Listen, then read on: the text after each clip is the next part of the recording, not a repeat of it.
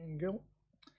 Thank you. Welcome back to those of you who are joining us on the live stream. This is actually a workshop of council. No decisions are being made, but it is a chance to us to be informed, and we thought it would be nice to share the information that we're receiving publicly. Michael, do you want to introduce the workshop?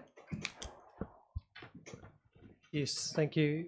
We're going to have a discussion presented to us from Infometrics. So we have Brad Olsen and Nick Binston, who will both be giving us a small presentation on what the report, what is in the report in relation to the effects of the economics on Invercargill City. So I look forward to hearing it myself. I have read the report, obviously, but it's always good to hear it firsthand from those who have prepared it. So I will hand over to Brad into the chair. Thanks, Michael. Welcome, Brad. Welcome, Nick. We're really in your hands. Fantastic, Nick. I think you'll drive the first bit. Yep. We'll just get my screen sharing set up. One bit of technology we didn't try out, but it looks like it's going to work. How's that? Can everyone see the slides? Yes. Fantastic. All right. Thanks for the introduction, Michael. So we produced this report for Invercargill City earlier in the year, I guess to sort of squeak it in time to sort of inform some of the annual plan deliberations and sort of, I guess, thinking that was going on, but also with the view to the long-term plan. So we're sort of looking out over the next, particularly over the next sort of 10-year plan cycle. I think we'll take around about half an hour to run through the presentation, and then leaves about 15 minutes for a good discussion at the end with your questions as well. So we've covered a few different topics, but we'll come back to them all in the discussion at the end. In terms of what we're going to cover, I'll cover the demographic projections first, looking at our projection of population and households for Invercargill and sort of placing it in a bit of national context in terms of what's happening with net migration.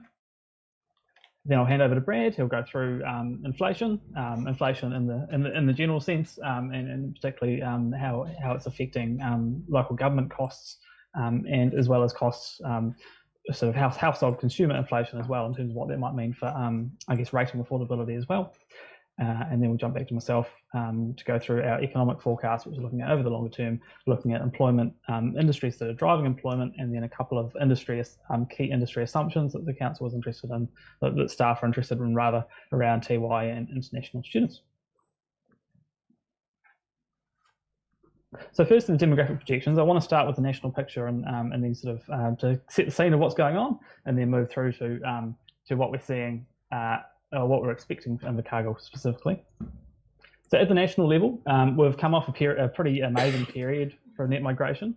We're probably a combination of a relatively loose set of immigration policies and the sort of proverbial rock star economy through the 2010s. And so we saw a higher and longer peak of international net migration in that period, and that filtered right through the country. It was fairly unanticipated at the time. Stats NZ expected around about 22,000 net migration through this period. So they were sort of expecting it to kind of stop about here. And then they sort of revised that when it started going up to sort of 26,000. So sort of something about sort of here, if you can see my cursor. And then sort of they're expecting it to trend back down to sort of the 15,000 level. Obviously, transpired somewhat different. Even our forecasts have changed over time. So when we wrote this report for Invercargill earlier in the year, we're expecting the green path to occur. And that was the rationale there was that we're expecting migration to sort of catch up and resume once our border restrictions close, once you lost sort of MIQ and those sorts of handbrakes, if you will. But what the actual historic data started changing, and before the borders opened, we started to see quite a sharp outflow of people, which I think reflects that people that wanted to go overseas, once they could sort of see the end of MIQ, thought, okay, now's a good time to head off. And so we're actually sitting at around about a 9,000 net migration loss at the moment, and we're expecting that to persist for about 3 years, so 21, 22 and 23. And so obviously the area between the green and the blue is fairly different, so that means that the near-term outlook is probably going to transpire a little bit differently. Also worth noting, just before I jump through, the outflows that we're experiencing at the moment, our net losses, they're predominantly 20 to 30-year-olds. So there's a bit of an OE story story going on there, and that's okay. You know, we know that Kiwis go on their OEs and come home, but we're actually seeing people going to Australia which is generally less of an OE destination. We're also seeing under 10s, a net loss of under 10-year-olds as well. That's not an OE story. That's families going overseas for better cost of living to get ahead. So some of that is probably it is a permanent migration rather than just a temporary, and we might catch them back later. The other thing to touch on is how migration is being shared around the country, not just the number of migrants coming into the country, but how they're getting around. And if we look back to what happened in the 2000s, the last time or the previous time when we had a large amount of net migration, it pretty much it went to Auckland. It didn't make it very, very far beyond that. And so if we look at how metro councils took the migration, they took the lion's share. 86% went to the metro areas, and a fairly small scraps going to the blue areas, provincial councils like yourselves, and rural councils like your Southland and Gore neighbours. This really changed as we came into the 2010s rather. You see that the blue areas, provincial councils like yourself, getting a much greater share, and only 57% of net migration went to the metros. Now that seems to be that pattern is quite a fundamental shift in terms of the way it spreads around the country, and it seems to be sticking. There's a combination of factors driving that. We saw that the metro areas started running out of room, started being able to accommodate that population growth. They became more expensive. We had housing affordability challenges, and also along the way, bumbling along in the background, we've also seen the rollout of ultra-fast broadband, and certainly in the last couple of years, we've seen widespread adoption of work from home practices, which really shifts the table much more in the provincial areas' favour. So going forward, we expect something of this pattern to persist, with Invercargill and other provincial areas getting a decent share of the net migration flows.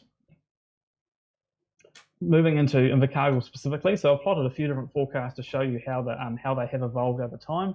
And unsurprisingly, the Stats NZ projections, and not to pick on them, but turned up short as time moved on, and real data came through, and that reflects that both the volume of net migration into the country and the distribution was unprecedented, really. So in 2015, Stats NZ expected Invercargill would be at 55,200 in 2023. In 2017, they revised that to 55,900, a fairly small revision. And now in 2021, Stats NZ revised that to about 57,800 expectation, which sort of puts the city around there. As has actually happened, is we've had a couple of years of negative, so that's sort of showing what the dashed orange line is, and so the city will probably be at something around about sort of 57,000. So well above those early these two projections, which are from last decade, but also not too far off the forecast track, both of ours and of Stats NZ, over the next decade. So our forecast that we developed earlier in the year was expecting a population of 60,500 in Invercargill by 2034, so the end of your next long-term plan horizon. But given that we've had a couple of years of decline here, and we've sort of had a sort of deepening net migration loss, we might fall a little bit short, maybe back down to 60,000 rather than 60,500. But the key takeaway being a fairly solid rate of growth through that period. Not quite as fast as you experienced through here, but certainly a steeper rate of growth than what was experienced through the early 2000s. And that reflects that you've got an aging population, you've got a strong economy, and that's going to pull people in, and they'll need to pull people in to fill jobs. Blowing that through to household projections. So first things first, you've got a declining household size, which is pretty consistent around most parts of the country. It's driven by an aging population, growing life expectancy, sort of softer fertility rates, and that's all contributing to smaller households. We're seeing more, I think, retired couples or widowers living in their houses alone for longer, more couples at younger ages without children, and couples that are having children having fewer children. All of that contributes to a slight decline in average household size from 2.39 to 2.35 people per household between 2021 and 2034. So that flows through in terms of the shape and the demand for council services, but it also means that that contributes to the demand for growth in houses, because if you've got a smaller household size, you need more houses to accommodate the population. Putting that together to a forecast household growth track. So we're expecting, once we get out of this sort of tricky period at the moment, with a population decline, we're expecting a solid growth track of around 0.6% per year over the next the 2022 to 2034 period, which works out to around about 140 new households per year. So 140 new households to sort of meet the needs of of your households becoming smaller, and to meet the need of that growing population. And on top of that, you've also got to account for whatever shortfall you might have in houses or whatever old stock you might need to replace and so on. With that, I'll pass through to Brad to go through inflation. Cool. Kia ora. Thanks, Nick. Look, I mean, inflation remains the chief economic concern across the economy. It's something that we continue to look at, and certainly one that we're also worried hasn't shown particularly strong signs yet of turning around. If we move to the next slide, you'll see some of the estimates that we put together earlier this year for council. So the dark blue line there was the local government cost index as published by Bill in their October 2021 update. Council asked for an update. We provided that through in March, which is the orange line, where we substantially revised up what the expectation for the LGCI might look like in terms of the cost pressures that might be put on councils around the country to deliver their services. So the blue and the orange line you'll find in the report. I've added the green line today, which is from the October 2022 update from Bill, which you'll see, broadly speaking, tracks our expectations with a bit more heat in it, which reflects the higher levels of inflation that we've seen in reality across the economy. But certainly, I guess, the upgrade that we've seen in it substantially reflects the boost in inflation that's hit the economy in more recent times. Importantly, though, if we move through to the next one, you can see that it wasn't just a one-year thing, that there is an increase across the board until about 2026-27 relative to the original track that LTP 2021 would have been prepared on. And importantly as well, when we look at the numbers here, it's worthwhile remembering that all of these cost pressures are cumulative. Because there's no negatives, it means that whatever your higher cost pressure, so your 3.6 odd percent, 3.7 percentage point increase in 2022, that then sticks around, and you've got to add an extra 2 percentage points more onto it relative to what you thought to get to the 2023 figure again. And so what we very much see is across council activities, both locally and across the country, there has been a considerable boost in those inflationary pressures. Importantly, to a greater degree in many respects than what we've seen actually in consumer price inflation, because of the different basket of goods that council buys. Council doesn't buy apples and bananas and similar. It buys harder materials and different components. Nick, if we move along just for a moment, slightly wider piece that we did as well, and I won't dwell on this for too long because we could get very much bogged down the weeds here.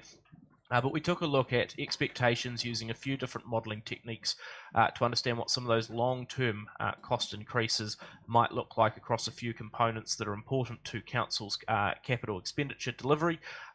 Worthwhile noting that when we did these, we did what you see here is a 30-year average, but we have looked at it over a single year point of time over the next 30 years. There's considerably more heat in the near term, and therefore relatively slightly less heat in the cost escalation over time. But realistically, what you do see, particularly that higher cost for the likes of transport ways, roading in particular, than the other broader sectors, reflects higher fuel fuel cost expectations over time. Doesn't, of course, account for any shifts in how we might construct roads and similar in the future.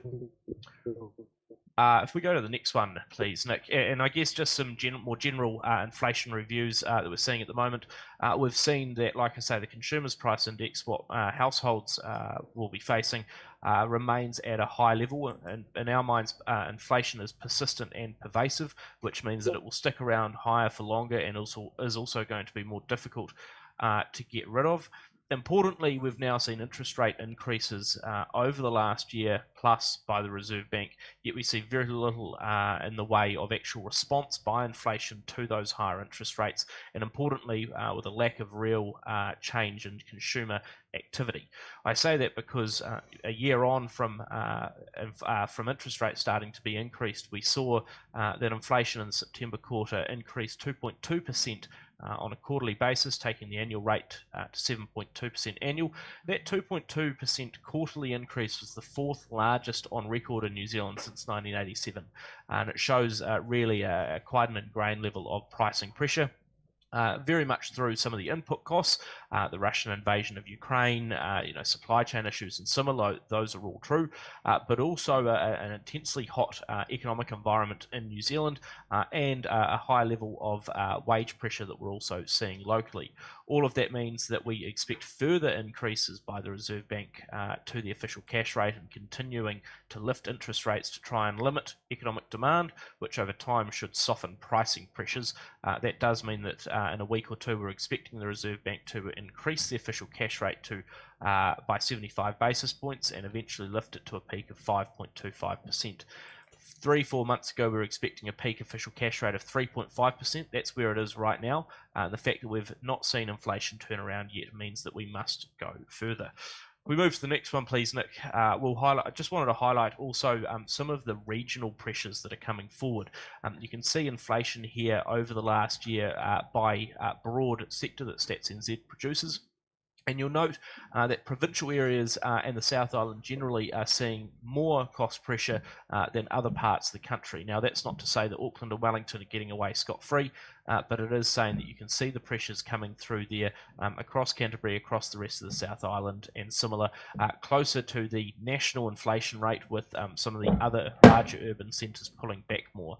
Part of that is a reflection of a lot of economic activity happening across the regions and also partially reflects the fact that there is smaller markets for whatever it is, materials, people, anything. That also means that there's less room to manoeuvre and therefore more price increases coming forward because competition is intense for those resources.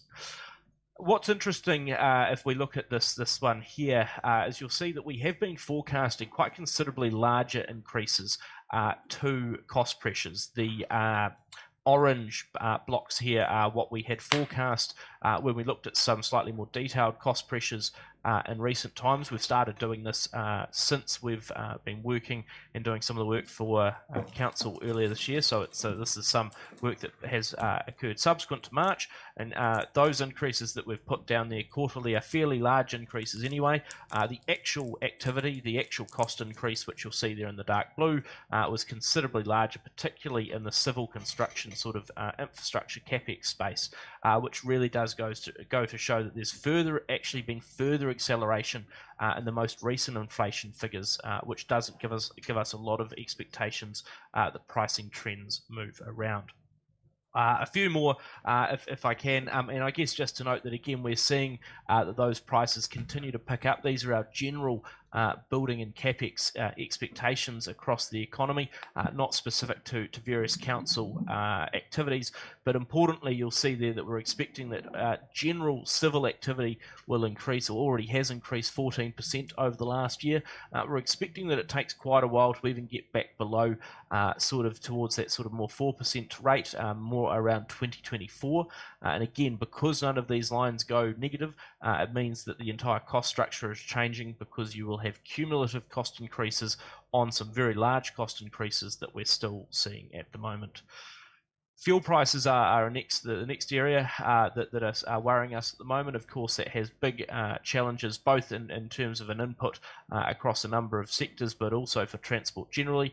Diesel prices remaining at elevated levels, particularly as production has been cut across the world, but also as we're seeing a shift in demand at the moment because of how quickly aviation activity is coming back. There's competition for heavier fuel oil types, including the likes of diesel and aviation fuel, which means that you have for the first time seen that diesel's now 11 cents a litre more expensive than 91 petrol. All of that will translate through into further transport increases in terms of costs to move stuff around, and of course that has further implications for inflation as well. On the shipping front, there's very little relief still on the horizon. We had seen that internationally, global shipping prices had increased by to about 9 times pre-pandemic levels at their peak last year. They've since come back to only, if you will, 2.5, 2.7 times pre-pandemic levels. When we look at New Zealand figures, though, they never went up quite as much for the specific travel routes to New Zealand, but they remain quite elevated. And importantly, we still don't hear from people that there's a very easy way to move stuff in and out of the country, and so we do expect that those supply chain pressures and costs will remain for a while yet. Just very briefly, finally, important, I guess, to note that despite all of the intense cost pressures that we're seeing at the moment, which does often see some people say, well, look, why don't we try and do more now to avoid those higher cost pressures in the future? The difficulty at the moment, and really one of the reasons that doing more right now is actually likely to exacerbate further cost pressures, but also mean it's difficult to deliver on larger capex plans anyway, is the capacity constraints we're seeing in the sector. You can see here other construction, civil activity, it's generally speaking infrastructure across the economy in recent quarters has actually been declining at a time when we hear from everyone across the country just how much work there is to do. In fact, on average over 2022 so far, infrastructure delivery has been 5.5% below the average seen in the pre-pandemic 2019 year. And that does suggest at the moment we're struggling to find workers, struggling to find materials, and realistically there are some challenging but important conversations likely to be had around the prioritisation of projects both in annual plan and long-term plan settings, because at the moment again there isn't the materials, there isn't the resource to be able to do everything that often organisations want to provide, and that does mean that that prioritisation means that what does critically need to get done is first cab off the rank. Otherwise, there are difficulties where projects often try to start and are stalled through a lack of ability to deliver. Back to you, Nick, for the economic forecast element. Lovely, thanks, Brad. So now we'll shift back to the economic forecast, looking specifically at how things are expected to play out in Invercargill. So first things first, looking at employment in terms of the number of filled jobs across Invercargill and compared to the rest of the Southland region, Southland and Gore districts. The two areas have normally travelled pretty closely together, but the pandemic was far kinder on Invercargill, with a pretty minimal job loss in Invercargill and a slightly deeper job loss, particularly in Southland, which is largely sort of tourism related out west in terms of Te Anau, Fiordland and the like. Following on from that, we expect that Southland and Gore are going to recover a little bit more strongly out of that because they're sort of playing catch up and growing their tourism jobs back. As we sort of move out into the sort of the middle of the decade and out sort of towards that 2034 period, we start to see that Invercargill growing at sort of an increment faster than Southland and Gore. The reason for that is that we sort of, there's a number of sort of fronts on which the primary sector is being regulated. So we see, the NPS freshwater is already coming into effect, already in effect largely, and also the introduction of a carbon pricing scheme in some shape or form to the primary sector as well. So what they're expected to do, obviously exact form is TBC, but reduce the herd count a little bit, reduce the productivity a little bit, which has a direct effect in terms of denting, I guess, direct on farm employment, but also, sort of downstream stuff like meatworks and dairy works, and then sort of further downstream stuff, which is potentially in Invercargill, things like tractor sales, accountants, all those sort of things, because ultimately everything is connected in a provincial rural region like yours. But Invercargill, we're expecting growth around 1% per annum in terms of jobs over the 2024 to 2033 period, compared to 0.5% or 124 jobs across Southland and Gore. So there's a bit of a differential there. And if you look at that Southland Gore track, it's sort of trending towards zero, pretty much flatlining once you hit sort of the mid-2030s, again, because of the sort of cumulative pressures in the primary sector. If we focus on Invercargill, rather, we see that sort of since 2020, so the growth has been led by construction and health, and so some of that construction, I guess, has been scaling up particular projects going on in the city. If we look at over that 2024 to 2034 period, so looking at the orange bars, it's a fairly broad-based growth across Invercargill, sort of expected to come through. So sort of led by health, which reflects, I guess, an aging population and growing demand. Education, some of that is a growing population, some of that's recovery of international education, public administration, and a little bit of sort of tourism-related recovery as well. The construction and manufacturing sectors are expected to grow sort of slightly, but they're sort of more towards the slower end of the spectrum, being sort of relatively mature industries in the region. Moving on to our TY assumptions, this is a key piece of the puzzle that staff asked for to inform the annual plan, long-term plan. Tiwai itself is obviously clearly significant to the region. We've done work in the past, which is sort of estimated around 760 jobs directly employed at the smelter, and about a further 1,500 across sort of suppliers. I think, you know, contractors, laundry services, that sort of thing, right around the region, and all sorts of supplying industries. So you're looking at nearly 2,300 jobs dependent on Tiwai, or around about 4% of the region's employment. Now, 97% of the direct workers are estimated to come from Invercargill, so clearly, you know, the effect of whatever goes there will be keenly felt in the city. I think it's interesting to reflect where we've moved from. Obviously, in 2020, we had a, you know, I guess the threat of leaving at the time, and we kind of, well, I wouldn't say it's a threat of leaving at the moment, but, you know, coming up to a new negotiation for power, which is fairly existential for the smelter. But the market shifted quite significantly since then on pretty much every front. The labour market is in much better shape. So previously we were talking about this, you know, potentially the smelter closing in the midst of sort of recessionary, you know, recession as big as the Great Depression. That's sort of where we were in 2020, and things are quite different now. You've got a much tighter labour market. And so I think things will be, if it were to close, the effect will be far less pronounced. Our estimates that it would take probably about 1 to 4 years if it just closed abruptly for the workers to be absorbed into the local economy, depending on exactly the skill sets they have and exactly how those skill sets are absorbed. But based on the way things are at the moment, it might be something more like 1 to 2 years. Just things are running that hot, and many of those skill sets will be in keen demand in a variety of industries around the region. I think if we think about the negotiation, particularly in terms of power supply this time around, it's quite different. So aluminium prices were at about $1,500 a tonne back in 2020 at this sort of low. They're now sitting, this runs up to early 2022, but we're now sitting at around 2,500. So the prices are significantly elevated compared to where they were at that point, and that makes the facility much more profitable.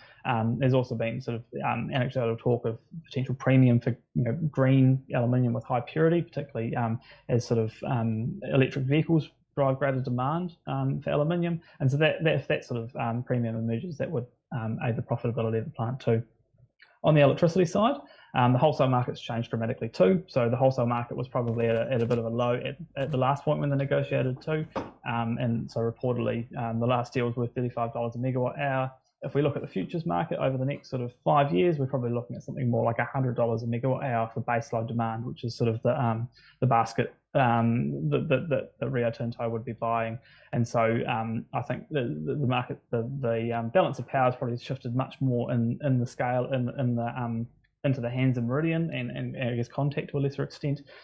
We've seen those two companies investing in alternative demand, so sort of supporting potential green hydrogen development. We've seen investment in the national grid locked in and almost completed to enable Manapuri's power to be sent north. And so all in all, I think we'd expect that price to move up quite substantially from where it was. I think in terms of picking what the outcome is, I mean, I think in the report we've tried to be as useful as possible by sort of outlining what might happen in each scenario rather than sort of pegging ourselves to a particular outcome. But if I had to pick something, I'd say it's most likely it's going to stay open, and I think what you'll see is probably most likely an investment in some more grid flexible demand, because as our national grid moves towards a higher proportion of renewables and less use of lots of gas and coal to fill the gaps on cold and still nights, I think there's much more premium placed on energy consumers like Tiwai that can consume their electricity in a more flexible way, scaling up and down in response to market conditions, which is, you know, not possible with the current technology at the plant. In terms of international student assumptions, this is another area that staff wanted to understand for their planning processes. Obviously, international students' education hasn't done too well with the pandemic. We've seen a fairly steep decline in the number of international students in Southland in 2020, and it's, you know, likely that it's fallen further in 2021 as the pre-pandemic student cohort work through and graduate and move on. If we look over the past decade, it's pretty clear that the growth of international students was pretty closely tied to the growth in international tourism, particularly in our long-haul markets. That reflects that our international students in the sort of traditional sense don't come from Australia. They generally come from further afield.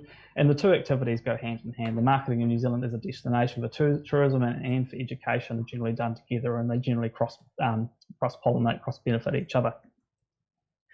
If we look at how we expect international tourism to recover, we're expecting a fairly slow haul. We're expecting around 46% recovery by June next year and up to 92% by June 2026.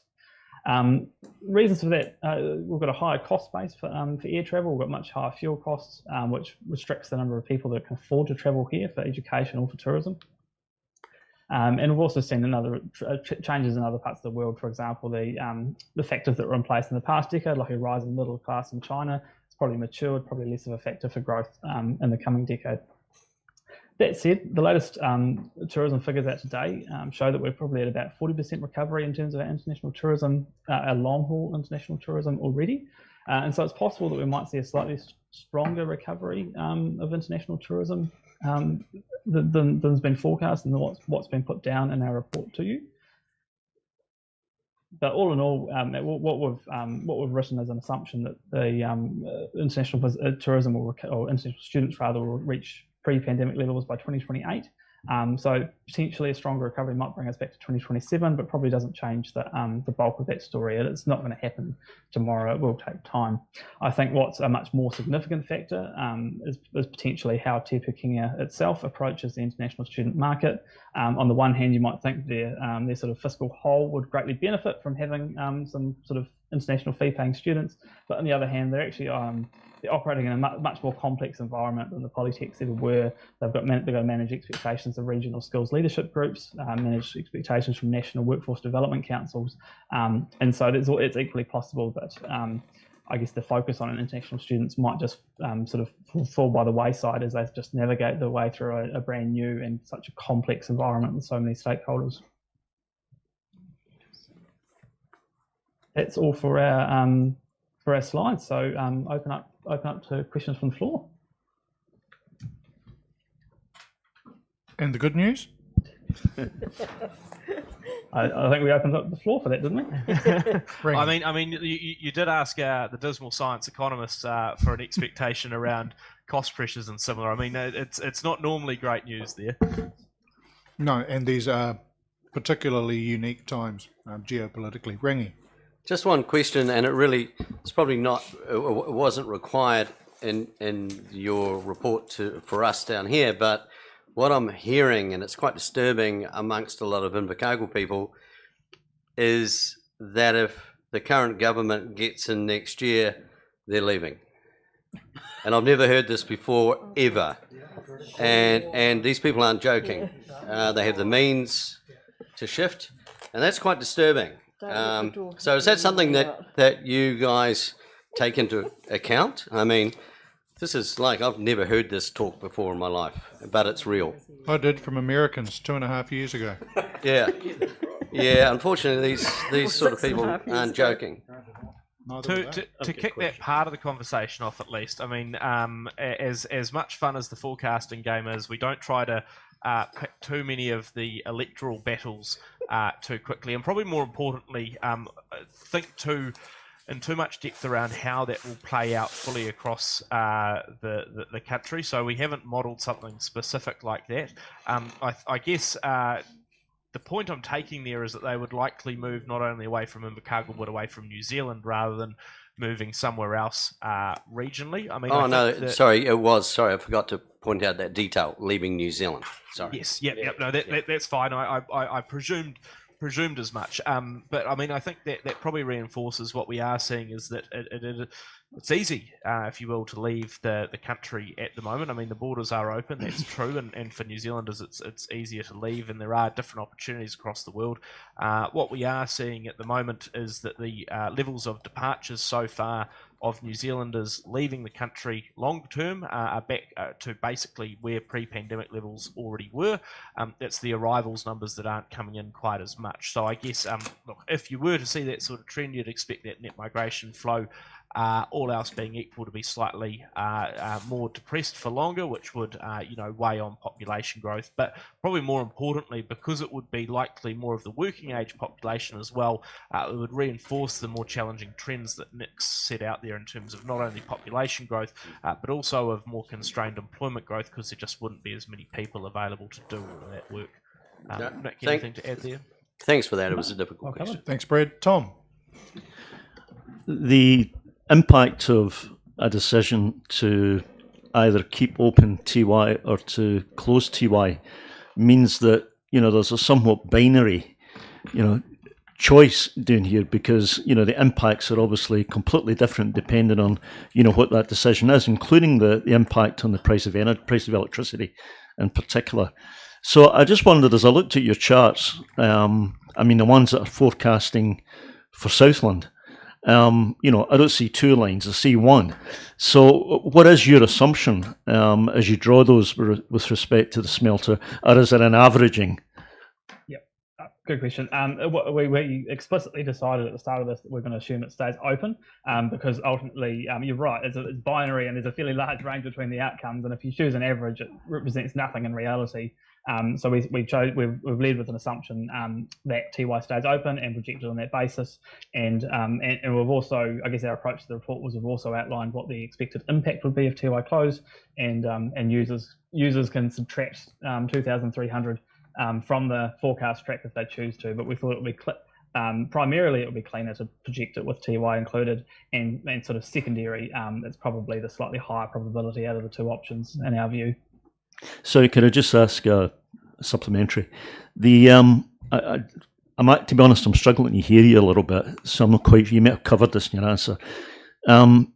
Did you say there that you actually have modelled both, but have presented to us the model that includes TY staying, which I think is more likely than not. So I think if you were choosing one, that would be the right one to choose. But have you actually modelled the other one? So, are other numbers around that we as a council should be considering if they look completely different from the model that you've, or the outcome that you've chosen to show? Yeah, so we've modelled with TY staying open, and that's our detailed model, which looks at the whole economy. It looks at all the resources in the economy and where they might go and what industries they might go to. And then as a separate exercise, we've sort of said, okay, well, how many people work at TY and how much does TY spend and the like, and what's the economic impact of TY? And so the 2 together can give you a rough indication of, if TY closed, well, if it supports 2,300 jobs, you're going to have 2,300 fewer. There's probably, you could do a third exercise, which is specifically modelling all of the industries if TY were to close, and that's a slightly different exercise in that you consider, you're going to have more resources available in the economy, and they might flow through to different industries, and it might enable different industries to thrive, or have cheaper electricity or the like. But we haven't modelled that one specifically, but broadly, I think that the 2 figures in there probably give a broad sense that of what you need to be aware of. Okay, thank you. Other questions? Grant? Yeah, similar question with respect to the overseas students in Te Pukenga. What have you modelled there that they will chase an overseas student and we will get our share of those? Or yeah, so we're basically it's based on history in a sense. So assumed the same sort of operating model was in the past, and based on our track of about 100% international visitor arrivals recovery by 2028, and that flowing through. So yeah, if what I discussed around considerations of Te Pukenga, if some of those eventuated, you'd end up with a lower education sector employment. Just to extend on that, if I may, I mean, the reason that we've also gone with those historical relationships is because there is a strong relationship with how international travellers and the international education numbers often trend, and that makes sense. People will come here often for travel, and they might eventually consider education after. There's sort of a flow dynamic that goes with it, but also because you haven't seen an explicit communique come out from Te Pukenga saying that they're not going to look at that arena with an absence of a direct or explicit shift. We general modelling and forecasting principles say that we stick with the status quo unless we're told otherwise, and I mean that's sort of similar with the likes of TY as well, particularly with the expectation that it remains open, and because it is at the moment, that's the basis that the modelling's prepared on. Thank you. Any other questions? If not, Brad and Nick, thank you very much for your time and your presentation, and some of the information it had. The other is I guess a harsh reality of forecasting, and let's see what happens, because certainly things have been kind of different in the modelling sector over the past years, but we appreciate the time you've given up and for coming and joining us early as well. Do we get a copy of the slides? They're just sent to you. Yes, they've been sent. Oh, have they been sent already? Yep. Well, there's a document that just got sent. Thank you, councillors. And those that have joined us on the live stream, that concludes the workshop. Here we go.